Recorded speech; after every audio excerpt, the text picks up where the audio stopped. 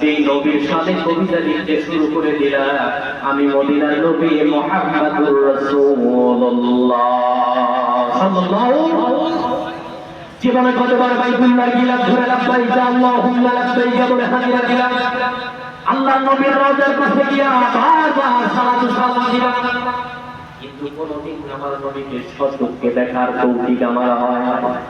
শেখ সাদী রাহমাতুল্লাহ আলাইহির মুখের ভিতরে দাড়ি নাই, মাথায় টুপি পাগড়ি নাই, জুব্বাও নাই, শুধুমাত্র একজনই কবিতা লেখার কারণে আল্লাহ নবী তার সাথে সাক্ষাৎ দিয়ে কবিতা লিখে গিয়েছেন।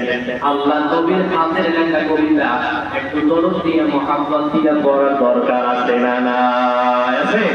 এর একটু মুহাব্বত করি বানা ওয়াল কামালিহি